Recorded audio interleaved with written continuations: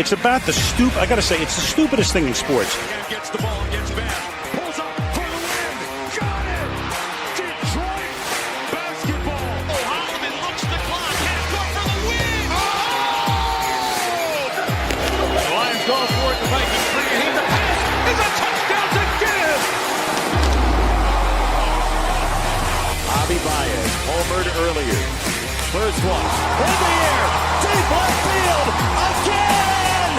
Yes, Tigers win. Javi is unstoppable. This is BS Sports.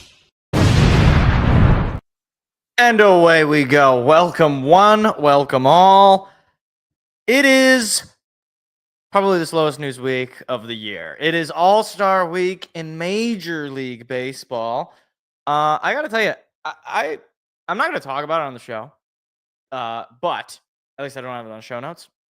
That home run derby last night was very exciting. That was actually a very entertaining home run derby. I went into it being like, well, I don't know. I mean, like, no Aaron Judge, no Shohei, no Tiger, so you don't see any Torkelson or Greeny. I don't know. I'll check in. And then I saw Jazz Chisholm's performance, and I was like, oh gosh, this is just embarrassing. Why is Jazz Chisholm in the home run derby? He clearly is outclassed. And then Cal Raleigh started hitting home runs, and I got to tell you, I will get into the Tigers series loss to the Seattle Mariners over the weekend. I am officially a Cal Raleigh fan. That was incredible. I mean, what would have made it better though, and ultimately this is totally out of the control of the broadcast. It would have made it better if the winner of the home run derby hits the game-winning home run while it's not just like, okay, Cal Raleigh went out and he hit 19 home runs or 17. I think it's 17 home runs in the final round, and then O'Neal Cruz was not gonna get that. So I was like, well, he came sort of close. You thought, oh, maybe he can make it interesting, and then just no, not even close. But anyway, that's my only complaint. Other than that, it was a fun home run derby. Byron Buxton embarrassed himself, so that was fun. And as a long living Byron Buxton hater myself, I was happy to see that. Now, it's nothing personal. It's just he always seems to hurt me as a Tiger fan. So anyway, again, not a big news week. So I got a few things to talk about, but the one thing that I do want to talk about, because it is coming up, and it's the trade deadline. Now, before we actually get into the trade deadline proper, Tigers had a rough weekend. And frankly, they've had a rough go of things since Wednesday. They lose the final game of the 3-game set to the Rays. They do manage to win the three-game set, though. So they get the day off. Then Friday Night Baseball, Apple TV Plus, national broadcast, Scooble on the mound, and they lose 12-3. Okay, that's all right. You're not going to win all your Scooble starts. You're not. It's not necessarily. You can lose the game one of the series, no big deal. You can still win the series. Then Saturday comes along, and Casey Mize is pitching. And you're like, okay, well, Casey's had a nice couple of outings. He's managed to keep the runs to within manageable distance. And the Tigers even score first. So you're like, okay, here we go. Now we're back on. And, then Casey Mize explodes, and the Tigers lose the game 15-7. And at this point, I'm thinking, okay, are we playing football or are we playing baseball? Because these scores look more like football scores than they do baseball scores. Then Sunday rolls around, and this was easily the saddest of them all. Sunday rolls around, the Tigers are trailing, or the Tigers are winning 2-0. And you're like, okay. Then slowly but surely, the Mariners crawl their way back in, and then they even take the lead. And you're like, oh my gosh, are we really going to get swept to the Mariners? And then Javi Baez steals third base. Glaber gets a sacrifice RBI. We're tied. And then Riley Green from the top rope, game-leading home run, going to the 8th inning. Here we go. Tigers got the chance to win this final game and go into the All-Star break with a win. And then the home run derby started early in Co-America's Park, as the great Bob Wojnarowski calls it. And all of a sudden, it's 8-4, and you lose the 3-game set in a sweep, and you've lost 4 in a row. Now, in this 4-game slide, the Tigers have scored 3 runs, 7 runs, and then 4 runs. Not going to win a whole lot of games winning or scoring just 3 runs. You're going to need 4-ish. You're going to need around 4 to securely win most games. That is not even bringing up the fact that the bullpen, especially one Tommy Kahnle, has been awful. I don't know what the number is exactly, but I heard a stat that Tommy Kahnle's ERA in the month of July is like 30, like legitimately. I know that's not exactly who he is. He's been an excellent pitcher throughout the season, but he's really struggled. And it revealed to me that this Tigers team, obviously it goes without saying the Tigers team is going to buy. You're the best team in baseball. Of course you're going to buy at the trade deadline. If you don't buy at the trade deadline, that's malfeasance on Scott Harris's part. But the question was always, what is it that the Tigers really need? And to me, it was obviously the two sides of the ball, pitching or hitting. Offensively, the Tigers rank pretty well. They're one of the top teams in home runs. They're one of the top teams in on-base percentage, I believe, as well as OPS. They're one of the top offensive teams. You know, they don't really have that superstar caliber bat. There's no Aaron Judge in this lineup. There's no Shohei. There's no Ronald Acuna Jr. There's none of those kind of guys. But you got a lot of guys that when you put them together and you match it with A.J. Hinch's managerial skills, you get a pretty good combination. So, yeah, I don't know. Is Zach McKinstry the greatest third baseman ever? No, but when you utilize him correctly, as A.J. Hinch does, you get the Zach McKinstry all-star season that he's had.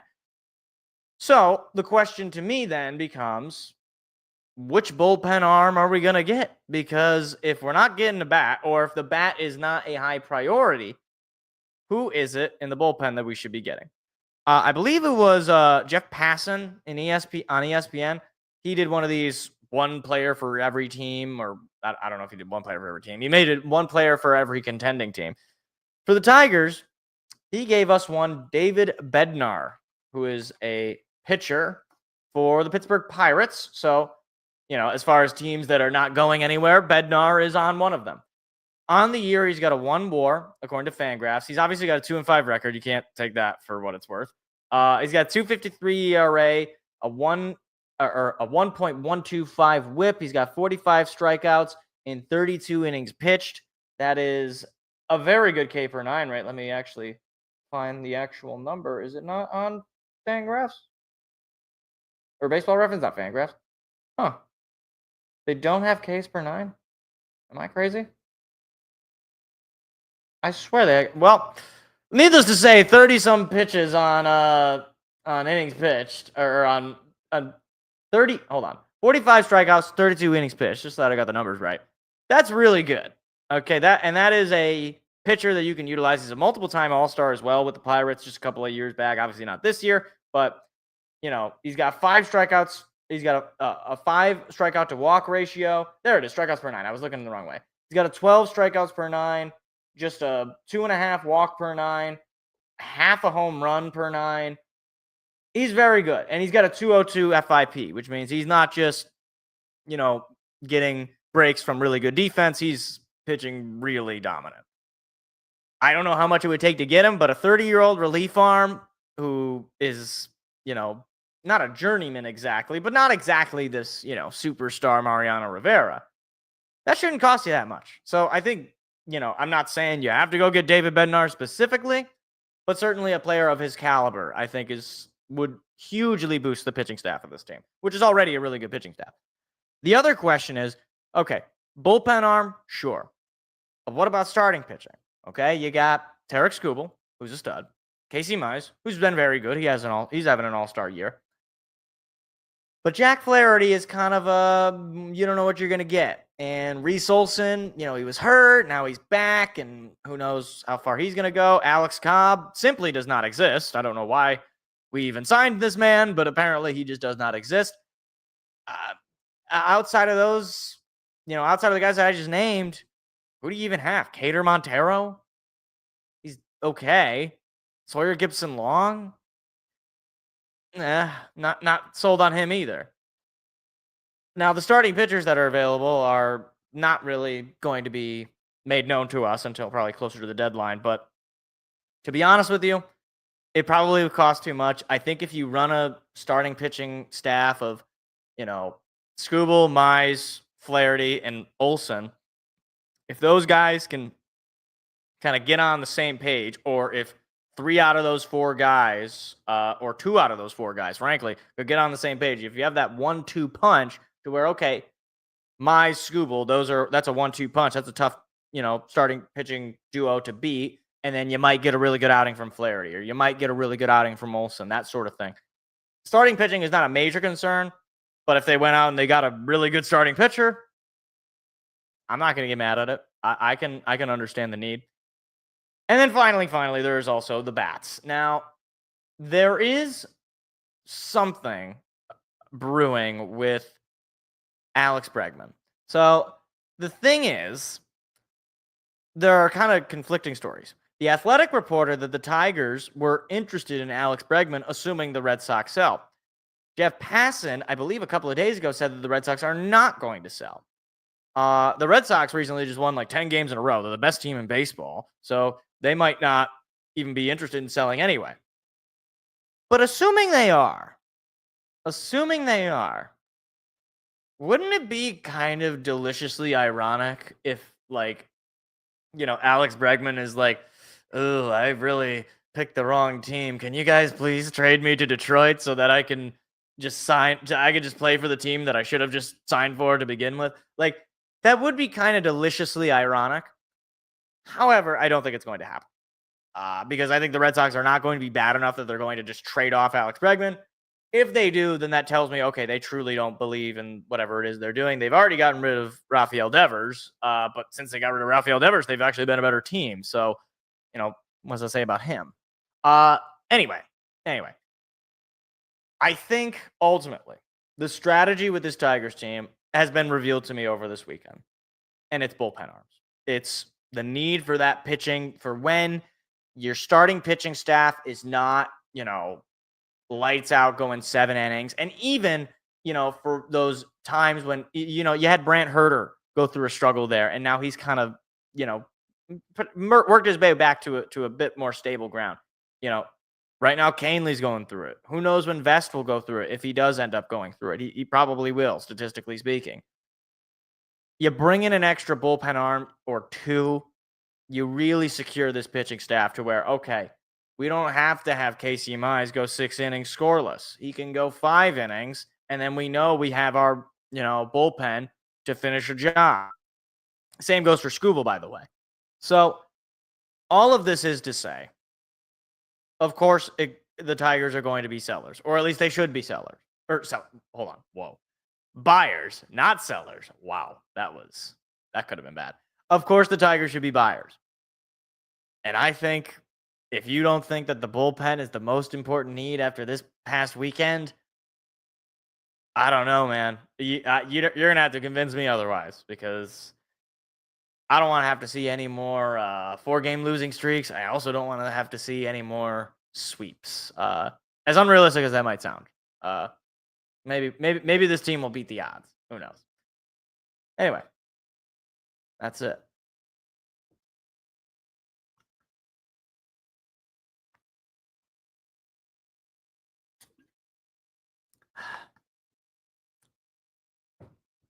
All right. So I said this isn't a very, busy news week. So not a whole lot else to talk about. It looks like, what is this commercial?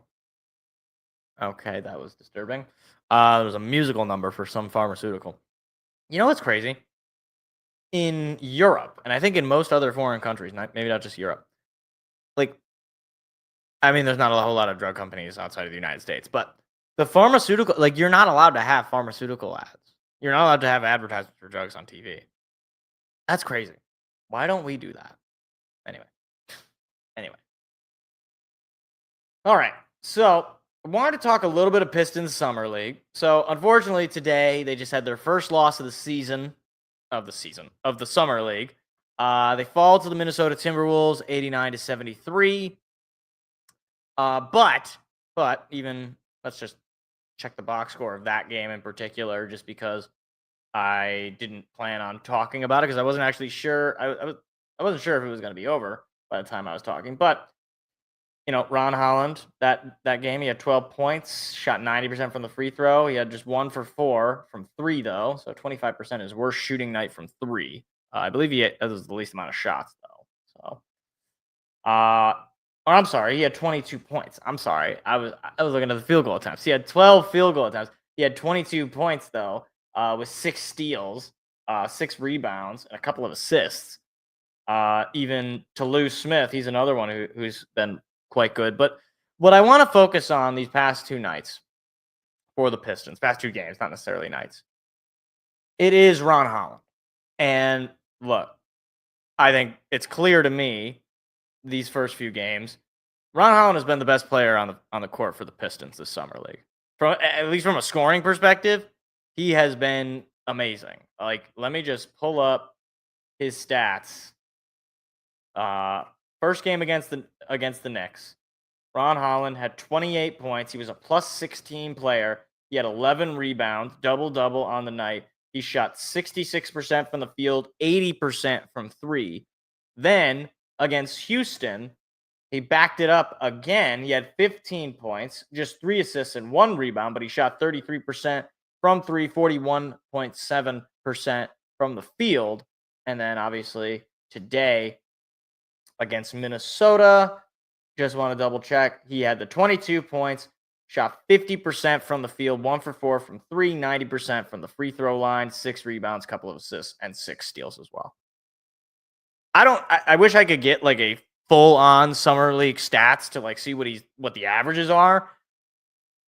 But Ron Holland has been a major part of the offense in the summer league, and I got to tell you, I did not expect that. I mean, obviously, you don't really know what you're going to get from Chaz Lanier. He's been decent. He shot 33% from the 3 this past game against Minnesota, 4 for 12. He had 12 points.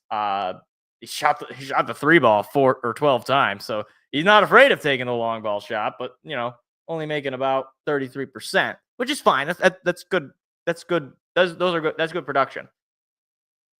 But Ron Holland to me is the story, because obviously it goes without saying Ron Holland is going to be on this Pistons team. Okay, like it's not like the Bobby Clintmans of the world or the Toulouse Smiths of the world that are right now kind of playing for a potential roster spot. Ron Holland is going to be on the team.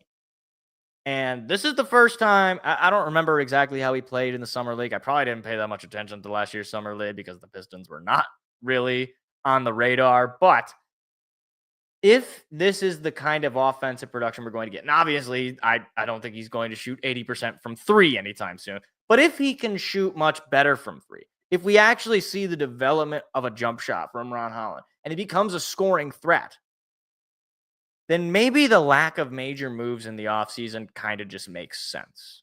Because, Duncan Robinson is a fine player. I like Duncan Robinson. LeVert, I honestly didn't know who he was. I would be perfectly frank with you. But looking at his numbers, when he's healthy, he can be a pretty good player for you. But if Ron Holland can vault his way into the starting 5 because of his offensive production, he already has the defensive capabilities. He's already got the ability to run up and down the court, make athletic plays. He's got great athleticism. That's one of the things all these G League and, elite, overtime elite, whatever. All these guys, they all seem to have elite athleticism. They just don't have a lot of great fundamentals, which is to say they don't shoot the ball. But if he can become that offensive threat, I'm not saying he replaces the need for maybe a bigger name superstar like the Devin Booker of the world or the Giannis's of the world. Not that any of those guys were realistically actually available. But if you can show to me that this guy who is very, very young, he's going to be 20 years old or 21 years old, around that age range.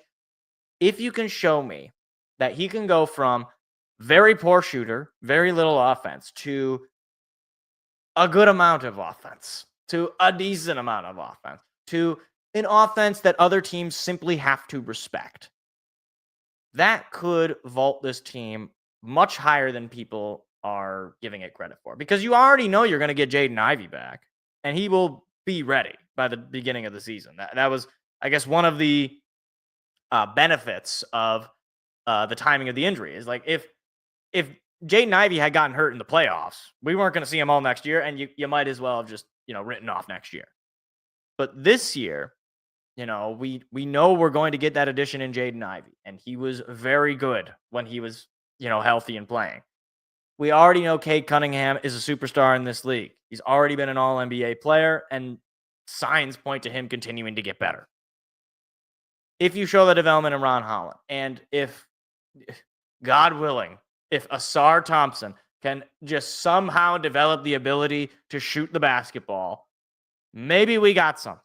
Maybe we might be moving in the direction that, the Oklahoma City Thunder moved in, where they got a young core of guys. And this is the thing. People will say, oh, well, they didn't draft Shai, or they didn't draft, Alex Caruso or Hartenstein. It's like, right. They didn't draft every single guy.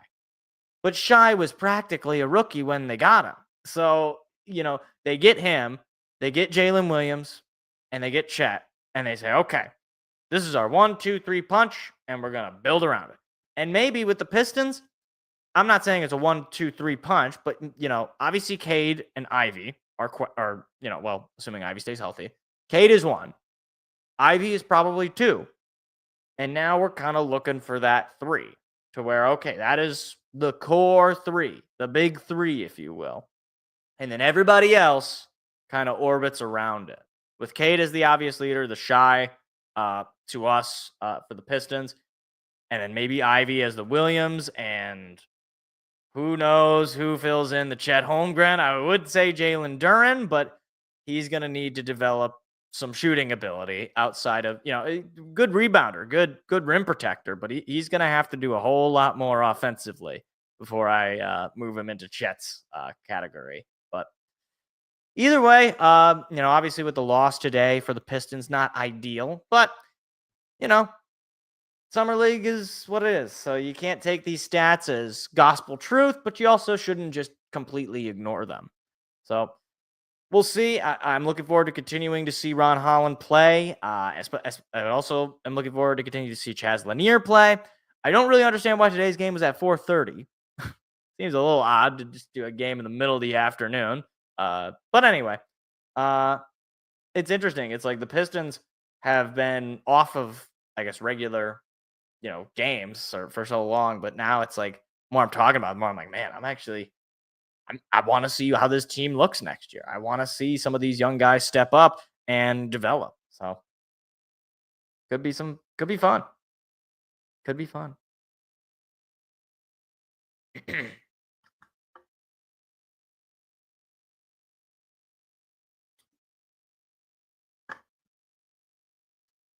All right. Hey, I knew it was going to be a slow news week. We're already on to the last segment. It's a slow news week. What can I say? It's the All-Star break in baseball. There's not a whole lot to talk about. What do you want from me?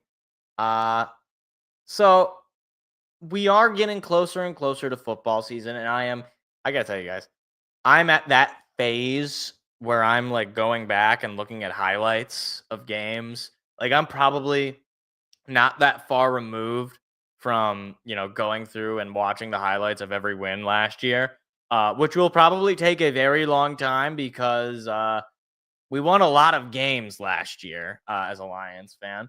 But I'm in that mode where I'm like, okay, I'm ready for football.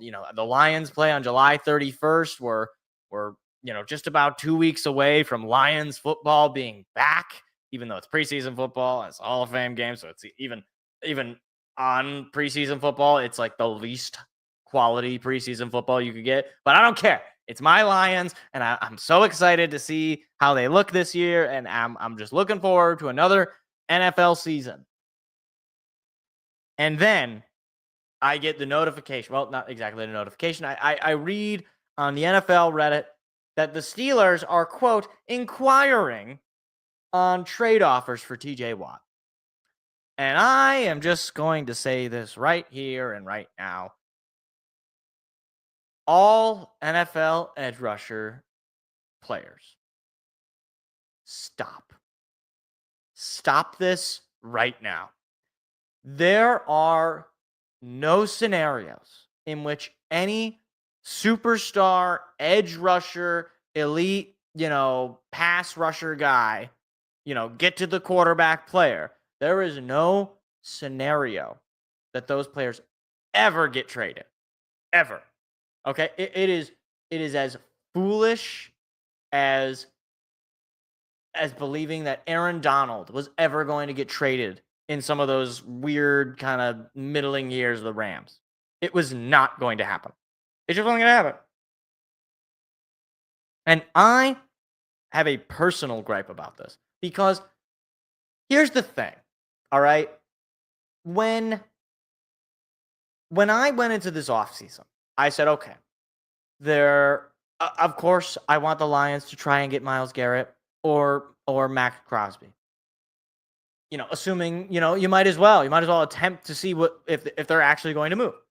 Now, as the offseason progressed and nothing seemed to happen and no offers were being made and the Browns were shutting it down and the Raiders were shutting it down, I was like, okay, well, doesn't seem like they're actually interested in moving. But people just kept saying, why aren't the Lions going to get an elite edge rusher? Why aren't they getting a guy opposite of Hutchinson? And then Brad Holmes goes on the radio and he says, I don't understand why people are obsessed with the edge rusher. And it's like, I am on his side because who do people will always point to, well, what about Myles Garrett? What about Max Crosby? What about Trey Hendrickson? And now apparently, what about TJ Watt?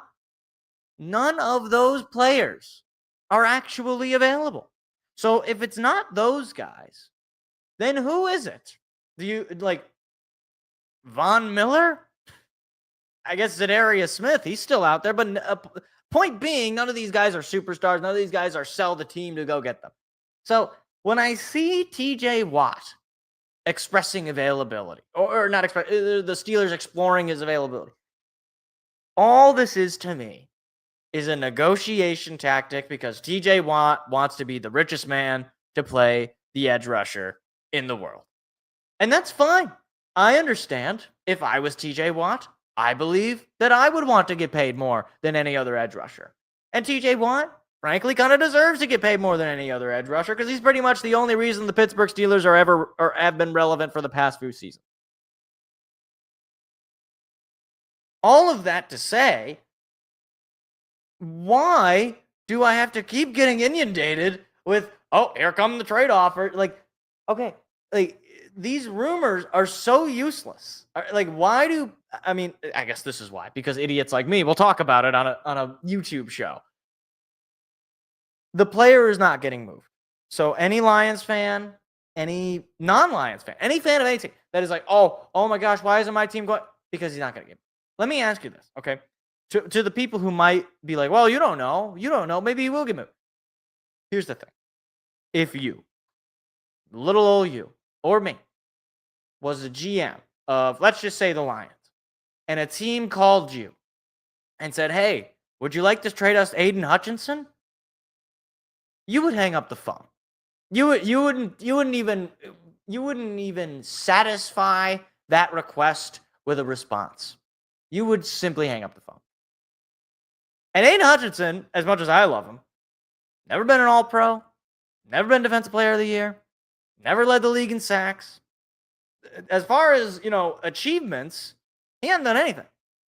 So if I'm not willing to do that with Aiden Hutchinson, why would I be willing to do that with Myles freaking Garrett or Max Crosby or Trey Hendrickson for that matter? You got to think of it from these teams' perspectives. You're asking them to essentially give up. Are the Steelers so bad that they would just be willing to give up? Now, from a rebuild standpoint, of course, they should just sell everything. They should be the worst team ever. They should go 0-16, get the number 1 overall pick, draft Arch Manning, and then go from there, right? But that's not how these teams want to operate. No team is going to deliberately appear as though they are just giving up. It's just not going to happen. Like, the reason it's hard to go 0-16 is not just because you actually have to play the game. It's because every team, regardless of how bad the team is, has at least one or two guys that you're like, yeah, that guy's a pretty good player. That guy would make any contender team better. Even like, let's go back to the Lions 3-13-1 season. They had Frank Ragnow, who was a very good center. They had, obviously, Amon-Ra St. Brown had not really come into the league just yet, but they had Amon-Ra St. Brown. They had, DeAndre Swift, who not an amazing player, but a decent player. But mostly, they had Frank Ragnow. And there was no scenario where the Lions were like, yeah, we're going to trade Frank Ragnow. No, it wasn't going to happen. They probably could have gotten a lot, but they're not. It doesn't make any sense because you have to field the team, okay? And the Steelers are going to field the team. Technically, they will field the team. There will be 11 guys on the other side of the field when the Steelers play, or there will be whenever a team plays the Steelers. So they're not going to trade. And I'm going to go to my grave saying this, that anytime you hear these rumors of superstar player wants a trade or team is inquiring about a trade, in this day and age, I just don't believe it. Because you know what? Money talks.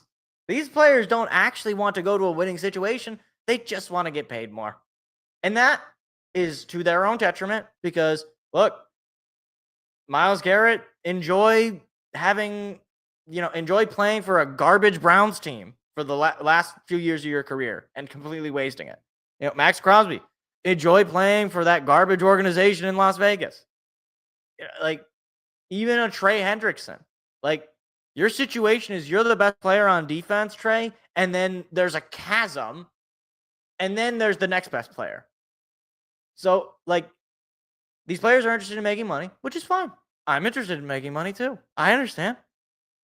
But don't give me this, oh, well, they're looking to he wants to go to a contender, or he doesn't want to deal with the nonsense of it. It's like, you just want to get paid more. And teams are just going to do it because they need to put somebody on the season ticket. They need to put somebody on the little banners outside the stadium.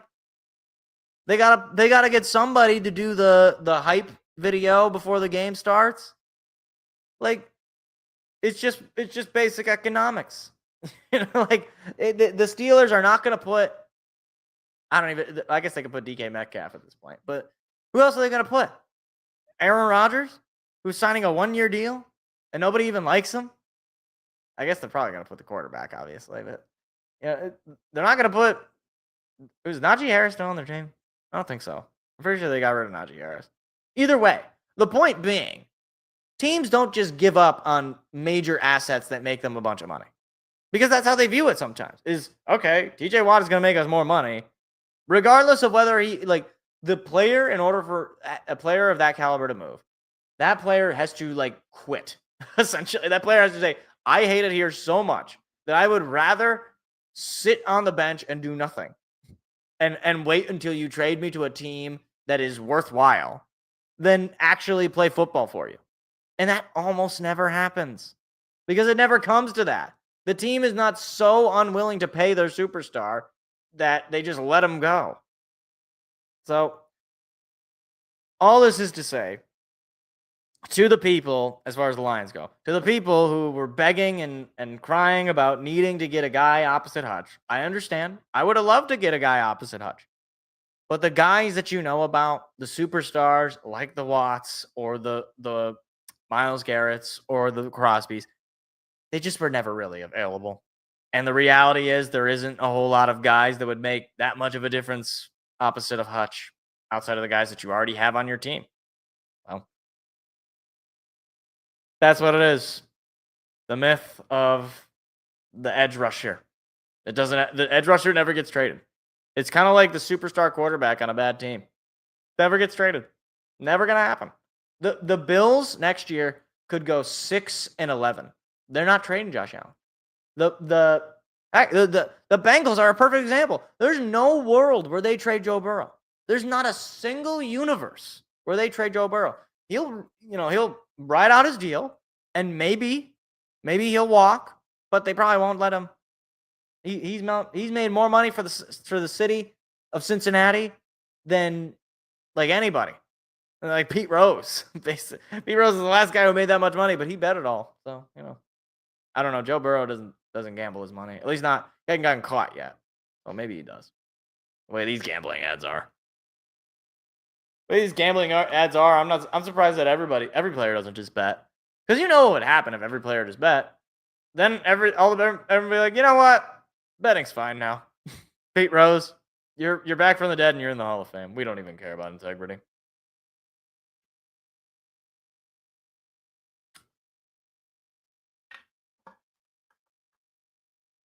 Also, okay, so I'm not trying to be mean, but I'm getting a little sick and tired of Shohei and Judge as like the two guys. I know they're the face of the league. I understand, but it's a little much. Okay, like I get it. They're both very good.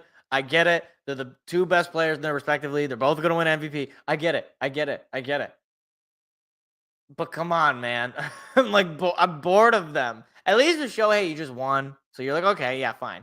But like Aaron Judge, it's like, okay, I'm done. I know he's really good. There are other players in the league that are very good. I don't know.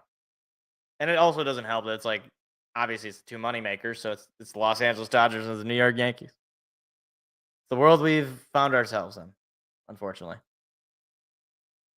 But what is that? What is that they just did? Was that like a stargazing map and it just like had their faces? Okay. All right. With that, I don't really have much else. This was a shorter show. Again, it was a slow news week. What can I say? Not a whole lot happened. A bunch of players got signed. Garrett Wilson and Sauce Gardner got signed. So, Jets fans, where are you at on that? Are you sad? I don't know why you'd be sad. Are you happy? Also, I'm not really sure why you'd be happy. You're a Jets fan. It's funny saying that as a Lions fan to like feel bad for a Jets fan. If the Jets won the Super Bowl, I don't want to hear it. But it was a long time ago. Shut up. All right. At least you won it when there was colored television. The only championship highlights I get to watch is Bobby Lane in black and white and leather helmets and the goalposts being at the front of the end zone. How did that take that long to get changed? That seems like a bit of a safety hazard. Like that would like an immediate safety hazard. I don't know. I guess they didn't have that much passing. But even then, I don't know. Old-timey sports is very interesting. They had that hill in what was it, the Astrodome? Not the Astrodome. It was in Minute Maid Park. The Astros, they had this like a hill in center field. Dude. I swear, some of these teams back in the day, I feel like they just wanted to see people get hurt. They were like, you know what? We're going to make this the most detrimental. Like the Raiders and the Dolphins played football games with dirt on the field. Like from baseball. Those are better times. It was, the world was, I don't know, more fun in a way. We were more negligent, but we were also more negligent. So it's like, you don't want to be negligent, but you also kind of want to be a little negligent. Just take a little bit of a risk. Anyway. Okay, so that's going to be it. So there's not much else. Again, slow news week. So we'll be back next week. Hopefully hopefully there's some news going on. Maybe trade rumors, maybe even some trades will be a week out from the actual trade deadline proper. So with all of that being said, I do appreciate anybody for stopping by, listening, and hanging out. Please be sure to hit the like button. Please hit the subscribe button as well. I'd like to try to get to 400 subscribers by the end of the year. That'd be pretty cool. That would be pretty darn cool. We've been kind of hovering around 350 for a while here, which, outside of football season, things can be a little slow in the growth department, but it is what it is. So, once again, with that being said, I do appreciate everybody for hanging out. I'll see you all next week. Have a good rest of your night. And go American League in the All-Star game. See you later. Enjoy the All-Star game. See ya. Goodbye. See you later.